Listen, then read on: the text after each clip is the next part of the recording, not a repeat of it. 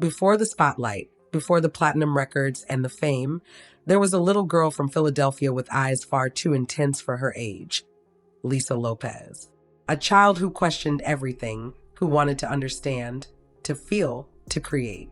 In her big dark eyes, there was a strange light, both captivating and unsettling. It wasn't mere curiosity. It was a spirit that refused to be tamed. Lisa was born in 1971 into a home where discipline wasn't just a rule, it was law. Her father, Ronald Lopes Sr., was a U.S. Army sergeant, a tough, unpredictable man who demanded perfection from his children at every moment. She would later recall nights when he'd wake them up just to line them up in the living room, like soldiers at attention. In that house ruled by fear, laughter was rare. But there was one gentle presence, her mother, Wanda, a quiet seamstress who tried to bring tenderness into an atmosphere filled with control and tension. It was in this rigid world that Lisa discovered the only thing that felt truly free: music. Her father played the saxophone, piano, and clarinet, and it was the only time she ever saw him at peace. So she watched, mimicked, and learned. At just 4 years old, her tiny fingers instinctively found the right notes on the family piano. With her brother and sister, she created little shows in the living room. They called themselves the Lopes Kids, a small trio turning fear into laughter, their living room into a stage. For a few moments, the house could finally breathe again. But the calm never lasted long. Her father, despite his musical talent, was consumed by anger. The yelling, the beatings, the humiliation became routine. Lisa learned too early that violence can hide behind the word love. Those invisible wounds would shape her forever, giving her both rage and sensitivity and a desperate need for freedom. When her parents separated, Lisa wasn't even 10. She left Philadelphia for Florida with her mother and siblings. Life there was simple but often uncertain. Wanda worked multiple jobs and came home exhausted. Lisa escaped through creativity. She drew, sang, wrote, imagined.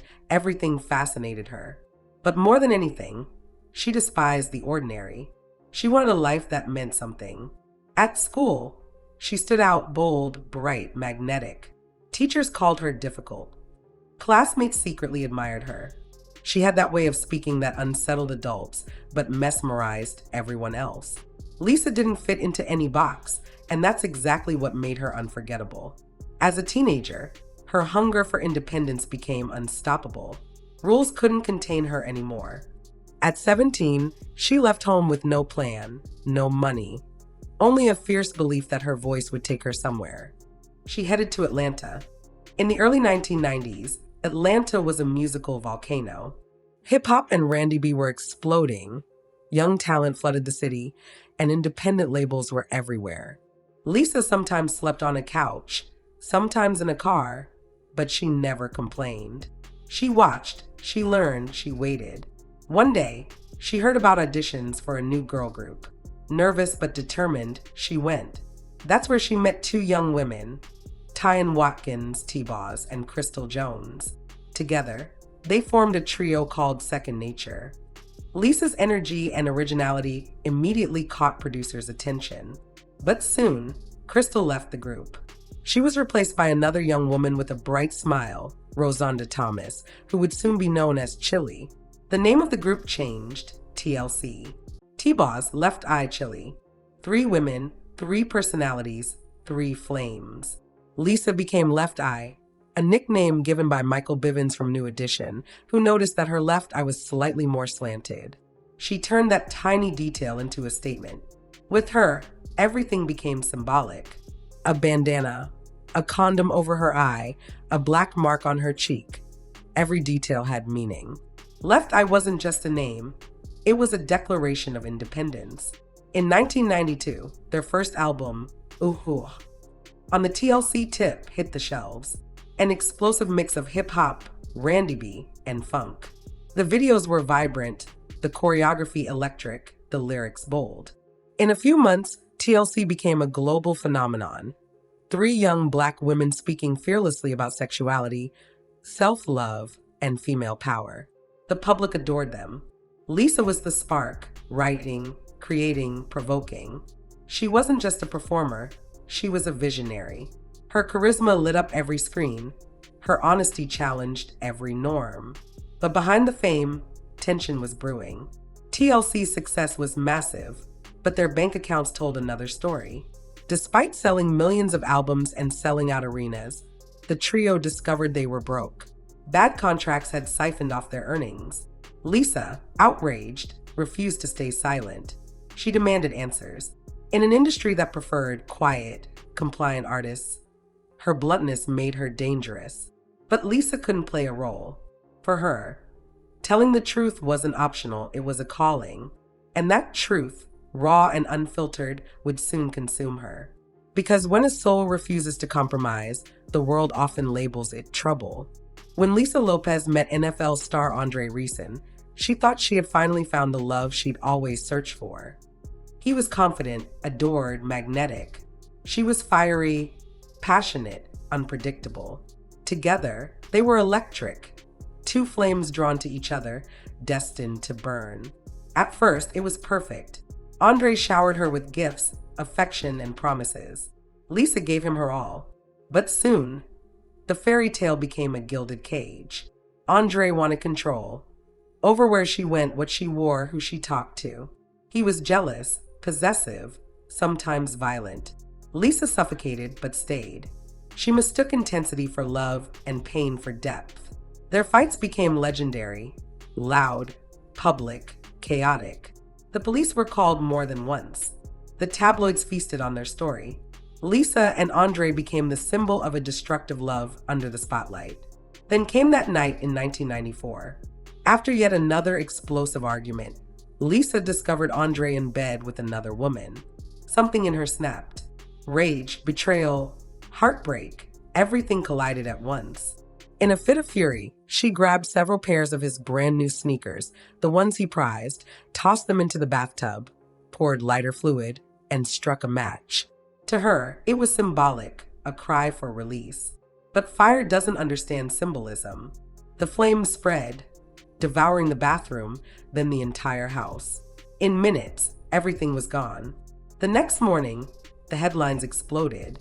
Lisa Lopes burns down boyfriend's mansion. Overnight, the rebellious star became the crazy one from TLC. For Lisa, it was public humiliation, a brutal fall from grace. Arrested and charged with arson, she didn't deny anything. She simply said, "I wasn't myself. I was hypnotized by the flames." It wasn't premeditated. It was pain, raw and uncontained. The court sentenced her to 5 years probation, a $10,000 fine, and rehab. To the public, it was a scandal. To Lisa, it was a reckoning. In that rehab center, far from fame, she finally looked inward, and what she found was unsettling. She said she didn't always feel alone in her own body. Sometimes, she felt like several voices lived inside her. Lisa, the artist. Nikki, the angry one. Nina, the protector. When she drank, Nikki took over. When she was in pain, Nina spoke. She described moments where she felt like she left her body entirely. Doctors called it dissociative disorder. Lisa called it energy. To her, everything was spiritual, everything connected. In that inner chaos, a transformation began. The fire hadn't just destroyed a house. It had burned away a part of her that lived in fear and fury. When she left rehab, she wasn't the same. But the world hadn't changed.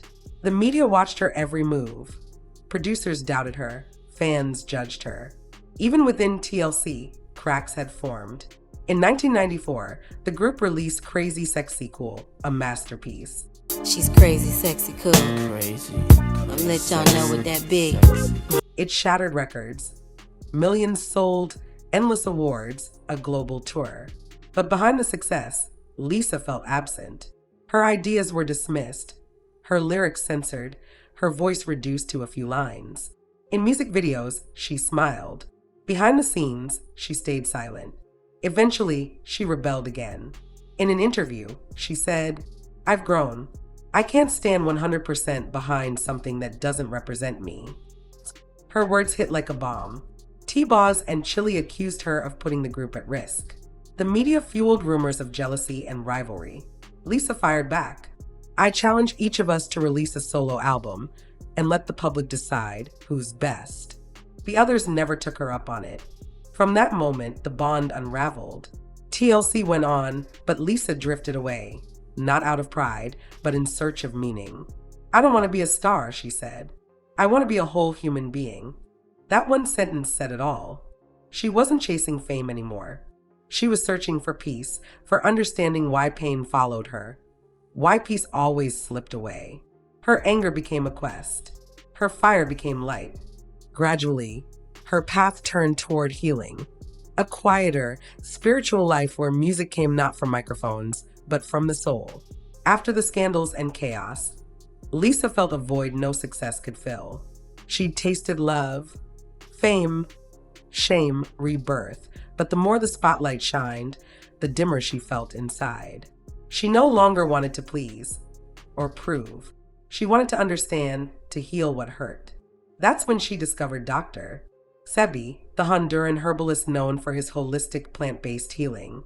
Lisa instantly connected with his philosophy: fasting, cleansing, pure water, plant-based living.